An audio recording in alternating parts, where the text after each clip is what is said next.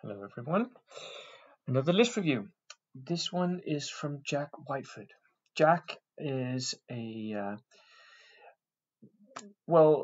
seems like he's a new listener for the channel, and he found the channel and he texted me saying, "How can I submit my list?" And you can submit your lists by either subscribe to my channel, and when you go to my channel, just click on the channel.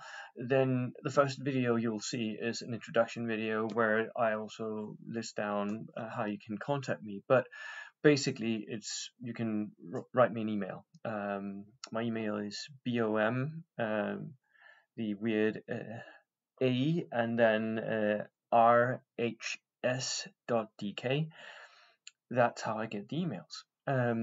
You can also contact me on Discord. I'm on WhatsApp, on Messenger, Facebook. So I try to be on many platforms.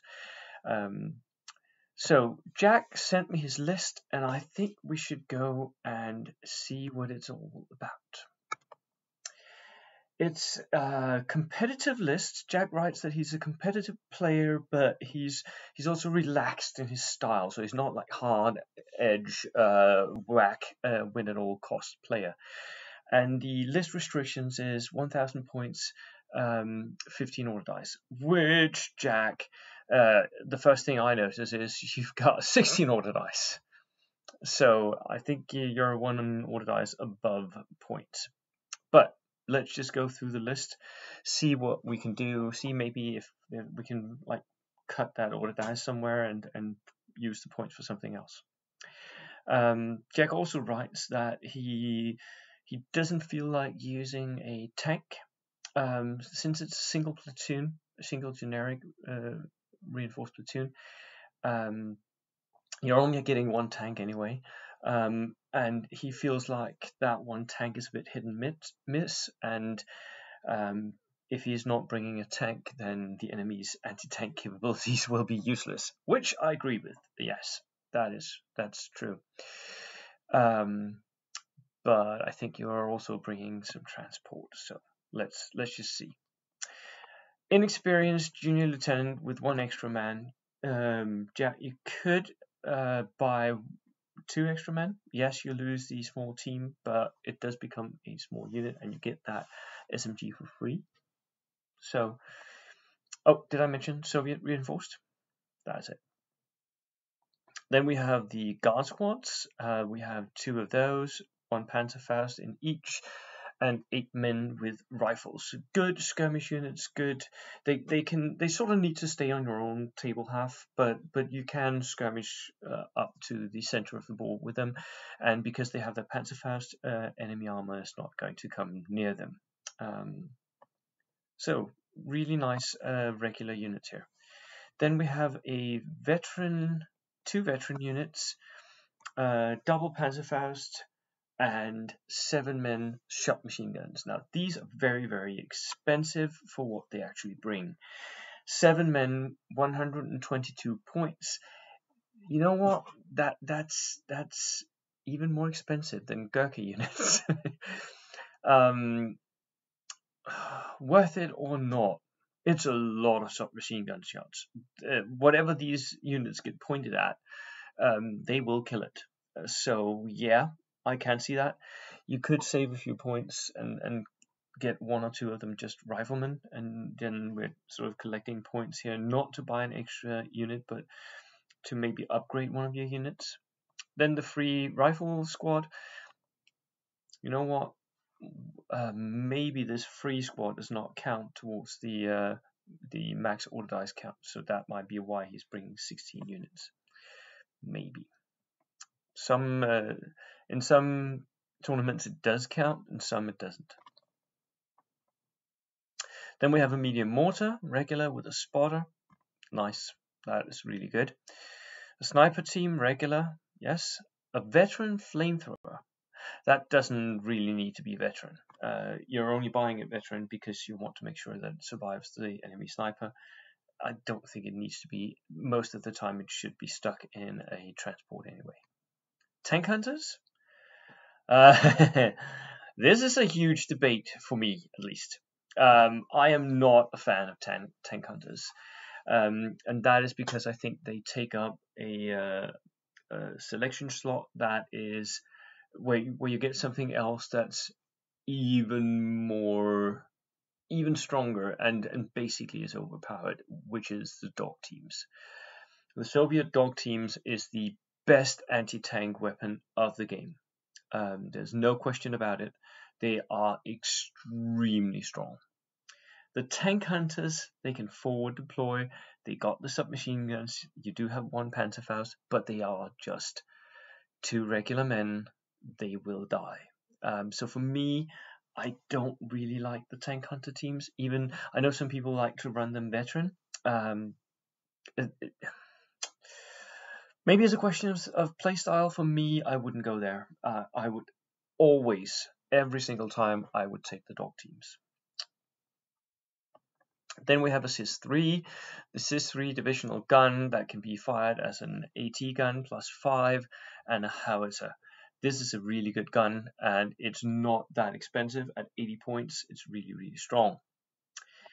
And then a Tokarev Quad Maxim. Ooh, the problem with the Tokarev is, of course, that it is a soft-skinned vehicle, basically. And it's even, it doesn't say this here, but it is open-topped.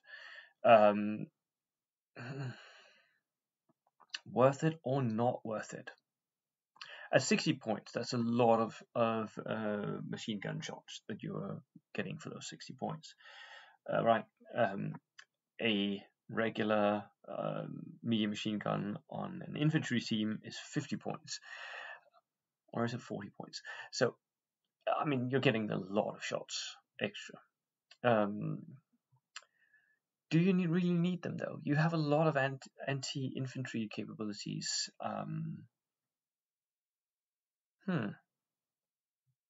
Interesting. A Jeep, that would be for the flamethrower.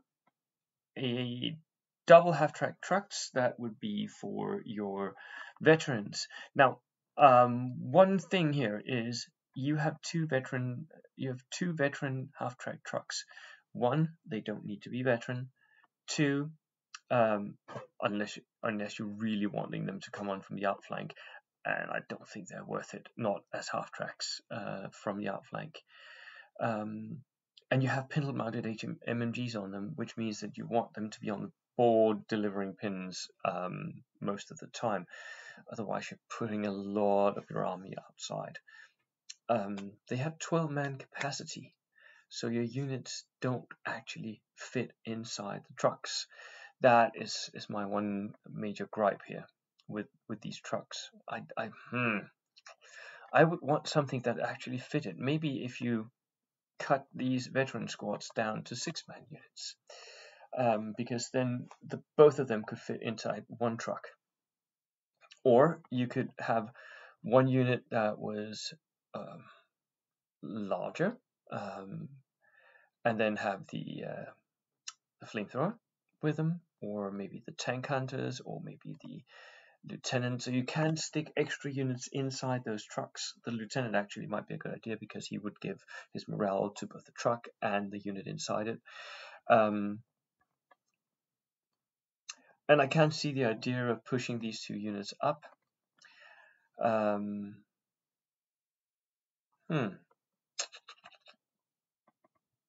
Somehow for me, this list just basically it lacks a Douglas Stewart. I'm sorry. Yeah. What would I change? Right. I would cut out the tank hunters. I would upgrade the Tokarev to a Stewart